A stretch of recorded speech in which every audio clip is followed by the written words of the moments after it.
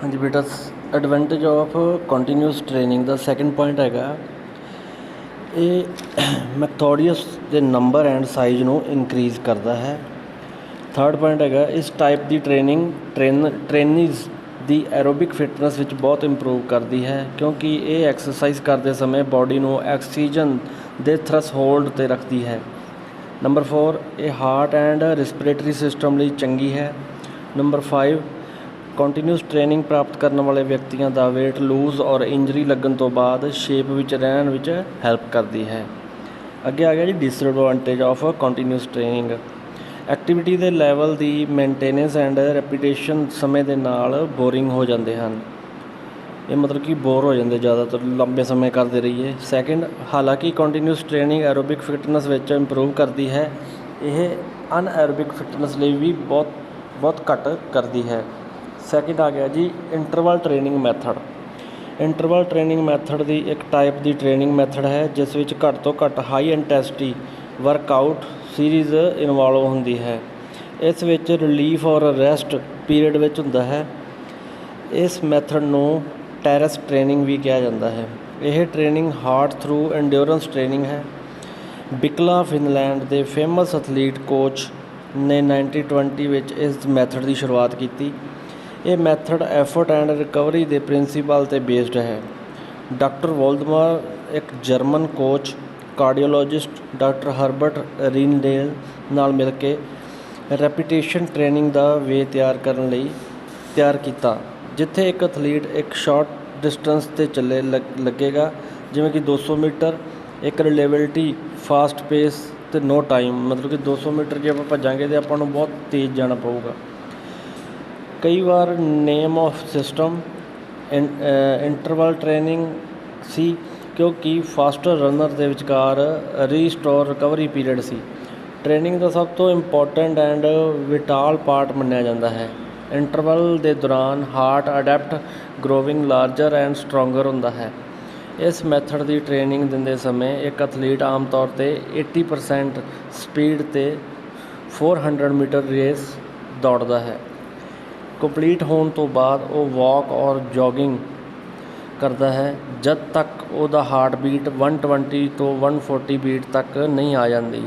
Athlete maximum result ਪਾਉਣ ਲਈ ਇਸ ਐਫਰਟ ਅਤੇ ਰਿਕਵਰੀ ਮੈਥਡ ਨੂੰ ਕਈ ਵਾਰ ਅਪਲਾਈਡ ਕਰਦਾ ਹੈ।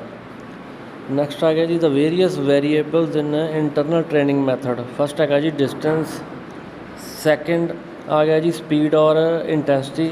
ਥਰਡ ਡਿਊਰੇਸ਼ਨ ਆਫ ਵਰਕ ਔਰ ਵਰਕਆਊਟ।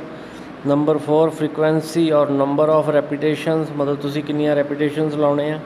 ਨੰਬਰ 5 ਇੰਟਰਵਲ ਟਾਈਮ ਔਰ ਡਿਊਰੇਸ਼ਨ ਆਫ ਰੈਸਟ, ਵੀ ਤੁਹਾਡਾ ਇੰਟਰਵਲ ਟਾਈਮ ਕਿੰਨਾ ਵਾ ਜਿੰਨੀ ਤੁਸੀਂ ਰੈਸਟ ਕੀਤੀ ਆ। ਨੰਬਰ 6 ਹਾਰਟ ਰੇਟ ਔਰ ਪਲਸ, ਤੁਹਾਡੀ ਹਾਰਟ ਰੇਟ ਕੀ ਰਹੀ, ਤੁਹਾਡੀ ਪਲਸ ਕੀ ਰਹੀ। ਨੰਬਰ 7 ਮੈਥਡ ਆਫ ਰਿਕਵਰੀ, ਵੀ ਤੁਸੀਂ ਕਿੰਨੇ ਟਾਈਮ ਦੇ ਵਿੱਚ ਰਿਕਵਰੀ ਕੀਤੀ ਆ, ਉਹਦਾ ਮੈਥਡ ਕੀ ਹੈ। ਨੈਕਸਟ ਹੈਗਾ ਬੇਟਾ type of interval training method, slow extensive training method. ਪਹਿਲਾ ਪੁਆਇੰਟ ਹੈਗਾ ਜੀ ਟੋਟਲ ਡਿਸਟੈਂਸ 5 ਤੋਂ 10 ਕਿਲੋਮੀਟਰ ਔਰ 30 to 1 ਆਵਰ ਵਰਕਆਊਟ, ਮਤਲਬ ਕਿ ਤੁਹਾਨੂੰ 5 ਤੋਂ 10 ਕਿਲੋਮੀਟਰ ਕਰਨਾ ਪਊਗਾ 30 ਮਿੰਟ ਤੋਂ ਲੈ ਕੇ 1 ਘੰਟੇ ਦੇ ਵਿੱਚ। ਸੈਕਿੰਡ ਹੈਗਾ ਡਿਸਟਿੰਗ, ਹਰੇਕ ਇੰਟਰਵਲ ਵਿੱਚ 300 ਤੋਂ 800 ਮੀਟਰ ਔਰ 2 ਤੋਂ 5 ਮਿੰਟ ਵਰਕਆਊਟ ਮੀਡੀਅਮ ਪੇਸ 'ਤੇ ਕਰਨਾ ਹੈ। ਥਰਡ ਹੈਗਾ ਜੀ speed of work is 60% to 80% maximum speed. Frequency or number of repetition 10 to 20 reps. Number 5 duration of rest 1 to 3 minutes after each rep, मतलब कि एक एक्सरसाइज करने तो बाद फिर रेस्ट करो 1 ਤੋਂ 3 ਮਿੰਟ, फिर दोबारा स्टार्ट करो। 6 हैगा जी heart rate is kept around 140 to 180 beats per minute। 1 minute ਦੇ ਵਿੱਚ 140 ਤੋਂ 180 ਬੀਟਸ ਤੱਕ ਤੁਹਾਨੂੰ ਜਾਣਾ ਚਾਹੀਦਾ। 7 ਹੈਗਾ ਜੀ ਮੋਡ ਆਫ ਰਿਕਵਰੀ, ਵਾਕ ਔਰ ਸਲੋ ਜੋਗਿੰਗ। ਇਹ ਮੈਥਡ ਬਹੁਤ ਇਫੈਕਟਿਵ ਹੈ ਐਰੋਬਿਕ ਐਂਡਿਓਰੈਂਸ ਨੂੰ ਡਿਵੈਲਪ ਕਰਨ ਲਈ। ਬੀ ਪਾਰਟ ਹੈਗਾ ਜੀ ਫਾਸਟ ਇੰਟੈਂਸਿਵ ਇੰਟਰਵਲ ਮੈਥਡ। ਇਸ ਮੈਥਡ ਵਿੱਚ ਵੋਲੀਅਮ ਔਰ total distance is 2 to 5 kilometre ਔਰ 15 to 30 ਮਿੰਟ ਵਰਕਆਊਟ ਹੈਗਾ, ਮਤਲਬ ਕਿ 2 ਤੋਂ 5 ਕਿਲੋਮੀਟਰ ਤੁਸੀਂ ਕਰਨਾ ਵਾ 15 ਤੋਂ 30 ਮਿੰਟ ਦੇ ਵਿੱਚ। Distance in each interval 80 metre to 300 metre और 2 मिनट वर्कआउट फास्ट पेस। ਜਿਹੜਾ ਇਸ 'ਤੇ ਫਾਸਟ ਪੇਸ 'ਚ ਆਪਾਂ ਕਰਨਾ, ਪੂਰੀ ਸਪੀਡ ਨਾਲ ਚੱਲਣਾ ਵਾ, ਉਹ ਹੈਗਾ ਜੀ 80 ਮੀਟਰ ਤੋਂ 300 ਮੀਟਰ ਤੱਕ। ਉਸ ਤੋਂ ਬਾਅਦ ਸਲੋ ਹੋ ਜਾਣਾ ਵਾ। Intensity of speed is 80 to 100% in maximum speed. 80 ਤੋਂ 100% 'ਤੇ ਰਹਿਣਾ ਵਾ speed full. Frequency of number of repetition 15 ਤੋਂ 25, ਮਤਲਬ ਕਿ 15 ਤੋਂ 25 ਰੈਪ ਆਪਾਂ ਚਲਾਉਣੇ ਆ। Duration of rest half minute to 2 minute, ਮਤਲਬ ਕਿ 30 ਸੈਕਿੰਡ ਤੋਂ 2 ਮਿੰਟ ਤੱਕ ਰੈਸਟ ਚਾਹੀਦੀ ਹੈ। ਹਾਰਟ ਰੇਟ 170 to 200 ਬੀਟਸ ਪਰ ਮਿੰਟ ਚਾਹੀਦਾ ਵਾ। ਮੋਡ ਆਫ ਰਿਕਵਰੀ ਵਾਕ ਔਰ ਸਲੋ ਜੋਗਿੰਗ। ਇਹਦੇ ਵਿੱਚ ਕੀ ਹੈ, ਤੁਸੀਂ ਸਲੋ ਜੋਗਿੰਗ ਕਰਨੀ ਹੈ ਅਤੇ ਵਾਕਿੰਗ ਕਰਨੀ ਹੈ। ਇਹ ਮੈਥਡ ਅਨਐਰੋਬਿਕ ਐਂਡਿਓਰੈਂਸ ਨੂੰ ਡਿਵੈਲਪ ਕਰਦਾ ਹੈ। ਅੱਗੇ ਹੈਗਾ ਜੀ advantage of interval training method. ਇਹ ਐਰੋਬਿਕ ਐਂਡ ਅਨਐਰੋਬਿਕ ਐਂਡਿਓਰੈਂਸ ਨੂੰ ਹਾਈ ਲੈਵਲ 'ਤੇ ਡਿਵੈਲਪ ਕਰਦਾ ਹੈ। ਘੱਟ ਦਿਨਾਂ ਦੇ ਵਿੱਚ ਹੀ ਅਸੀਂ ਹਾਈ ਲੈਵਲ ਐਂਡਿਓਰੈਂਸ ਡਿਵੈਲਪ ਕਰ ਸਕਦੇ ਹਾਂ। ਨੰਬਰ 3, ਇਹ ਈਜ਼ੀ ਔਰਗਨਾਈਜ਼ ਹੋ ਸਕਦੀ ਹੈ। ਨੰਬਰ 4, ਰੈਸਟ ਐਂਡ ਰਿਕਵਰੀ ਬਹੁਤ ਇੰਪੋਰਟੈਂਟ ਹੈ। ਇਸ ਨਾਲ ਫਟੀਕ ਦਾ ਘੱਟ ਚਾਂਸਿਸ ਹੁੰਦਾ ਹੈ। ਨੰਬਰ 5, ਇਸ ਨਾਲ ਪ੍ਰੋਪਰ ਓਵਰਲੋਡਿੰਗ ਹੋ ਸਕਦੀ ਹੈ। ਨੰਬਰ 6, ਇਹ ਹਰੇਕ ਰਨਰ ਲਈ ਇਫੈਕਟਿਵ ਅਤੇ ਈਵਨ ਕਿ ਅਦਰ ਸਪੋਰਟਸ ਵਾਲੇ ਪਲੇਅਰ ਲਈ ਵੀ ਵਧੀਆ ਹੈ। ਨੰਬਰ 7, ਇਸ ਨਾਲ ਪ੍ਰੋਗਰੈਸ ਈਜ਼ਲੀ ਮੇਜਰ ਹੋ ਜਾਂਦੀ ਹੈ। ਉਸ ਤੋਂ ਅੱਗੇ ਆ ਗਿਆ ਜੀ disadvantage of interval training method. Number 1, interval training ਦੇ ਬਾਡੀ 'ਤੇ ਸੀਰੀਅਸ ਫਿਜ਼ੀਕਲ ਇੰਜਰੀ ਲੱਗ ਸਕਦੀ ਹੈ ਅਤੇ ਇੰਜਰੀ ਦੀ ਚਾਂਸਿਸ ਵੱਧ ਜਾਂਦੇ ਨੇ। ਸੈਕਿੰਡ, ਇੰਟਰਵਲ ਟ੍ਰੇਨਿੰਗ ਦਿੰਦੇ ਸਮੇਂ ਬਾਡੀ ਨੂੰ ਓਵਰ ਟ੍ਰੇਨ ਕਰਨਾ ਅਤੇ ਸਟ੍ਰੈਸ ਬਹੁਤ ਈਜ਼ੀ ਹੈ। ਇਹ torn muscle or pulled joint problem, heat exhausting, dehydration ਇਸ ਦੇ ਰਿਜ਼ਲਟ ਵਜੋਂ ਹੋ ਸਕਦੇ ਹਨ। ਅੱਗੇ ਆ ਗਿਆ ਜੀ ਥਰਡ, ਫਟਲਿਕ ਟ੍ਰੇਨਿੰਗ ਮੈਥਡ।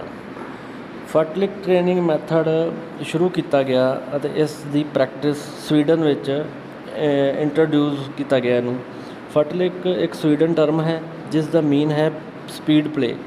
ਇਹ ਟ੍ਰੇਨਿੰਗ ਮੈਥਡ ਪਹਿਲੀ ਵਾਰ ਗੋਸਟਾ ਹੋਲਮਰ ਦੁਆਰਾ 1937 ਨੂੰ ਵਿੱਚ ਇੰਟਰੋਡਿਊਸ ਕੀਤਾ ਗਿਆ ਸੀ। ਇਹ ਇੱਕ ਕਿਸਮ ਦੀ ਕ੍ਰਾਸ ਕੰਟਰੀ ਰਨਿੰਗ ਹੈ। ਫਟਲਿਕ ਆਮ ਤੌਰ 'ਤੇ ਹਿਲੀ ਰੀਜਨ ਦੇ ਟਰੈਕ 'ਤੇ ਕੀਤਾ ਜਾਂਦਾ ਹੈ। ਇਹ ਪੇਸ ਵੇਰੀਏਸ਼ਨ ਅਲਾਓ ਕਰਦਾ ਹੈ। ਇਹ ਬੈਸਟ ਮੈਥਡ ਹੈ, ਜ਼ਿਆਦਾਤਰ ਸਪੋਰਟਸ ਲਈ ਕੰਡੀਸ਼ਨਿੰਗ ਐਂਡ ਐਂਡਿਓਰੈਂਸ ਦੇ ਡਿਵੈਲਪਮੈਂਟ ਲਈ ਵਰਤੀ ਜਾਂਦੀ ਹੈ। ਇਹ training hilly path, river beds, forest, muddy roads, sandy path etcetera 'ਤੇ ਕੀਤੀ ਜਾਂਦੀ ਹੈ। ਮਤਲਬ ਕਿ ਆਪਾਂ ਪਹਾੜੀ ਏਰੀਏ ਦੇ ਵਿੱਚ ਜਿਹਦੀ ਹਿਲ 'ਤੇ ਜਾਣਾ ਵਾ, ਰਿਵਰ ਬੈਡਸ ਹੁੰਦੀਆਂ ਵਾ, ਨਦੀ ਜਿਹ 'ਚ ਥੋੜ੍ਹਾ ਪਾਣੀ ਹੁੰਦਾ ਉਹਦੇ ਵਿੱਚ ਦੀ ਭੱਜਣਾ, ਫੋਰੈਸਟ ਜੰਗਲ ਦੇ ਵਿੱਚ ਜਾਣਾ, ਮਡੀ ਰੋਡਸ ਹੁੰਦੇ ਆ ਜਿਹ 'ਚ ਮਤਲਬ ਚਿੱਕੜ ਹੁੰਦਾ, ਗਾਰਾ ਹੁੰਦਾ ਵਾ, ਜਾਂ ਸੈਂਡੀ ਜਿਹ 'ਚ ਰੇਤਾ ਹੁੰਦੀ ਆ ਉਹਦੇ ਵਿੱਚ ਦੀ ਜਾਣਾ। ਇਹ ਜ਼ਿਆਦਾਤਰ ਕੀ ਹੈ, ਐਂਡਿਓਰੈਂਸ ਵਧਾਉਣ ਵਾਸਤੇ ਜ਼ਿਆਦਾ ਵਧੀਆ ਹੈ। ਫਟਲਿਕ ਵਿੱਚ ਪੇਸ ਔਰ ਸਪੀਡ ਵਿੱਚ ਚੇਂਜਿਸ ਪ੍ਰੀ ਪਲੈਨ ਨਹੀਂ ਹੁੰਦੀ, ਇਸ ਲਈ ਕੁਝ ਐਕਸਰਸਾਈਜ਼ ਵੀ ਇਸ ਮੈਥਡ ਵਿੱਚ ਇਨਕਲੂਡ ਕੀਤੀ ਜਾ ਸਕਦੀ ਹੈ। ਇਹ ਐਕਸਰਸਾਈਜ਼ ਡਿਫਰੈਂਟ ਇੰਟਰਵਲ 'ਤੇ ਟੈਂਪਰਰੀ ਤੌਰ 'ਤੇ ਸਟਾਪਿੰਗ ਐਂਡ ਰਨਿੰਗ ਦੁਆਰਾ ਕੀਤੀ ਜਾ ਸਕਦੇ ਹਨ। ਐਕਸਰਸਾਈਜ਼ ਦੀ ਟਾਈਪਸ ਜੋ ਰਨਿੰਗ ਦੇ ਨਾਲ ਇਨਕਲੂਡ ਕੀਤੀ ਜਾ ਸਕਦੀ ਹੈ ਉਹ ਹਨ hoping, jumping, squad jump, double hop jump etcetera. ਇਸ ਟ੍ਰੇਨਿੰਗ ਪ੍ਰੋਗਰਾਮ ਵਿੱਚ ਐਥਲੀਟ ਔਰ ਰਨਰ ਦੇ ਮਿਆਰ ਅਨੁਸਾਰ ਚੱਲਣ ਦੇ ਫੈਸਲੇ 20 ਮਿੰਟ ਤੋਂ 1 ਆਵਰ ਦੇ ਪੀਰੀਅਡ ਡਿਸਾਈਡ ਕੀਤੇ ਜਾ ਸਕਦੇ ਹਨ। ਟਾਈਮ ਪੀਰੀਅਡ ਇਸ ਟ੍ਰੇਨਿੰਗ ਦਾ ਬੇਸਿਕ ਫੈਕਟਰ ਹੈ ਕਿਉਂਕਿ ਸਪੀਡ ਔਰ ਵੇਰੀਏਸ਼ਨ ਵੱਲ ਕੋਈ ਅਟੈਂਸ਼ਨ ਨਹੀਂ ਦਿੱਤੀ ਜਾਂਦੀ। ਇਸ ਲਈ ਟ੍ਰੇਨਿੰਗ ਪ੍ਰਾਪਤ ਕਰਨ ਵਾਲੇ ਆਪਣੀ ਕਪੈਸਿਟੀ ਐਂਡ ਨੀਡ ਅਨੁਸਾਰ ਆਪਣੀ ਸਪੀਡ ਬਦਲ ਸਕਦਾ ਹੈ। Example of fartlek training method ਹੈ ਟੋਟਲ ਡਿਊਰੇਸ਼ਨ ਮਤਲਬ ਕਿ 45 minute, heart beat 140 to 150 beat per minute, warm up easy running for 5 to 10 minutes, steady hard speed for 1.5 to 2.5 kilometer, recovery rapid walking for after 5 minutes, start of speed walk, easy running interspersed with the sprint about 50 to 60 meter। ਮਤਲਬ ਕਿ 50 ਤੋਂ 60 metre ਆਪਾਂ ਲਾਉਣੀ ਹੈ ਜਿਹੜੀ sprint ਲਾਉਣੀ ਫੁੱਲ ਤੇਜ਼। Repeated until little ਟਾਇਰਡ, ਜਦੋਂ ਤੁਸੀਂ ਥੱਕ ਜਾਂਦੇ ਉਸ ਤੋਂ ਬਾਅਦ ਫਿਰ ਇਹਨੂੰ ਰਿਪੀਟ ਕਰੋ। ਉਸ ਤੋਂ ਬਾਅਦ ਆ ਗਿਆ ਜੀ easy running with 3 or 4 quick step now and them, full speed uphill for 175 to 20 metre, 200 metre. Fast pace for 1 minute. ਸਾਰੀ ਰੂਟੀਨ ਉਦੋਂ ਤੱਕ ਰਿਪੀਟ ਕਰੋ ਜਦੋਂ ਤੱਕ ਟ੍ਰੇਨਿੰਗ ਸ਼ਡਿਊਲ ਵਿੱਚ ਪ੍ਰਸਕ੍ਰਾਈਬਡ ਕੀਤਾ ਟੋਟਲ ਟਾਈਮ ਪੂਰਾ ਨਹੀਂ ਹੋ ਜਾਂਦਾ।